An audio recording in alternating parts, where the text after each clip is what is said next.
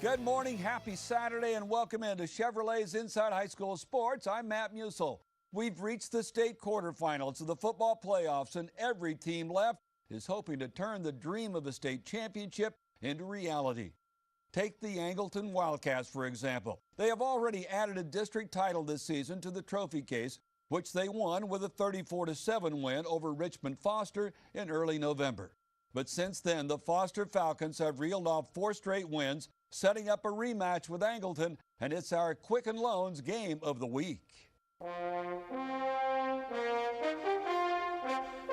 it all this way. Even though I think we're supposed to be here. So let's go ahead and prove everybody wrong. There's a spot in the state semifinals on the line as Foster and Angleton tangle at NRG Stadium. Foster leads 3-0 in the first when Angleton's B.J. Foster takes the pitch, cuts upfield, sees a huge hole. He'll sprint 67 yards down the sideline for an Angleton touchdown. It's 7-3 Wildcats. In the second, B.J. Foster takes the direct snap, but the Falcons defense keeps him contained, and the ball pops out. Stephon West scoops it up for the Falcons, and he is gone. He'll take the fumble recovery 62 yards for a touchdown, and the Foster Falcons have a 10-7 lead. It's tied at 10-all at halftime, but the Angleton defense comes up fired up in the third quarter. John Trenneal Bass gets to the quarterback, and the rest of the Wildcats D finishes him off for the sack. On the next play, it's Ezekiel Cotlong ripping through the line for another Angleton sack. Then it's the Angleton D applying more pressure. Quentin Oliver hurries his throw, and Everin Hawkins is there for the interception. He returns it inside the 30-yard line, and the Wildcats are in business again. In the fourth, B.J. Foster punches it in from 4 yards out, and Angleton goes up 20-10. Then on the Falcons' next drive, problems handling the snap, and Jesse Heron falls on the loose ball for an Angleton fumble recovery. What a night for the Wildcats defense. B.J. Foster converts the turnover into points. The Texas commit takes the pitch 13 yards and dives into the end zone for a 27-10 Angleton lead. Later, the Wildcats use a trick play to put this one out of reach. Foster hands it back to quarterback Seth Cosme. He scampers into the end zone, and Angleton is headed to the state semifinals for the first time since 1958. They'll face the winner of our next game. The Manville Mavericks look to avenge last year's playoff loss to Temple on the Prairie View A&M campus. First quarter, and Mavs quarterback Kason Martin connects with Cam Scott, who slips a tackle and picks up 32 yards before he's brought down at the 12-yard line.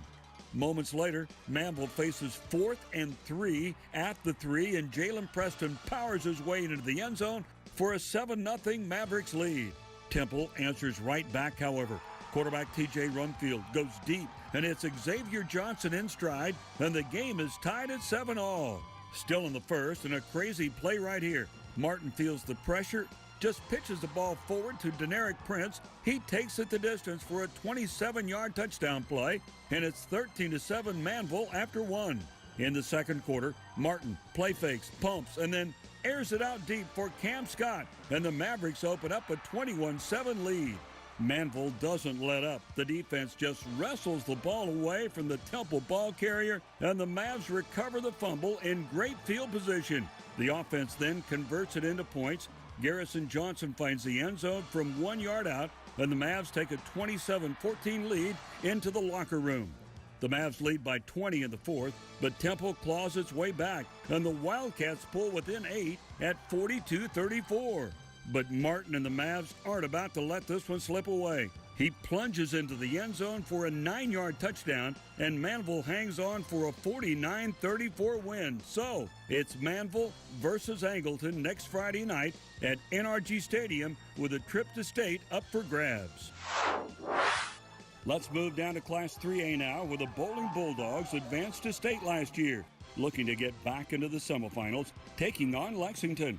But Lexington races out to a quick 14-0 lead. Eagles quarterback Walker Hess connects with Sam Perry on a 53-yard scoring strike, and Bowling finds itself in an early hole. But the Bulldogs stay committed to the ground game with Vernon Jackson. He has a huge hole to run through, and the Alabama commit rumbles 70 yards to pay dirt, and the Bulldogs are on the board at 14-6.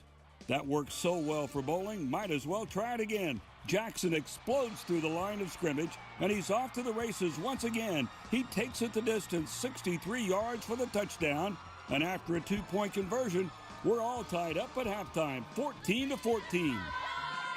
After a Lexington score makes it 21-14 in the third, Jackson goes back to work. The Eagles simply can't bring the big fella down. He breaks a couple of tackles for a 30-yard touchdown run, and it's knotted up at 21-21. Jackson then breaks the deadlock with a 7-yard scoring jaunt.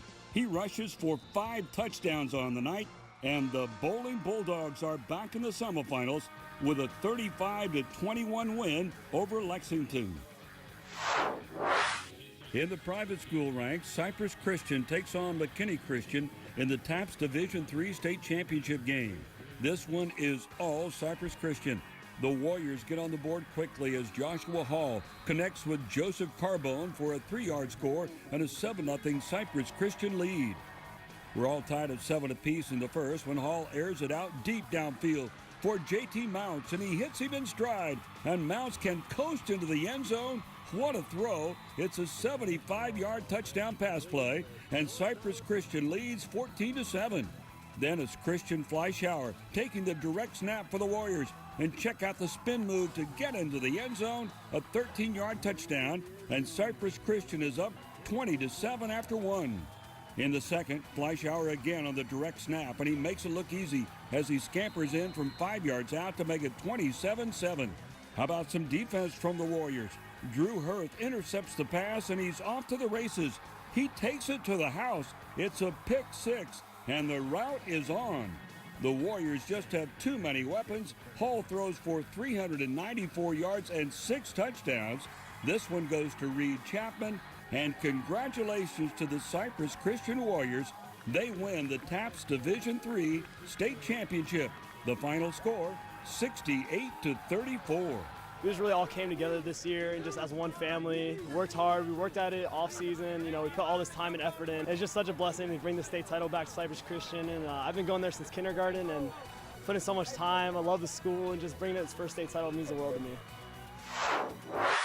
What a Friday night it was, and there's plenty more playoff action today as well. We'll preview those matchups later in the show. But up next, we'll hit the hardwood for basketball highlights. Plus, our Chevy Spotlight checks in on the Episcopal boys team.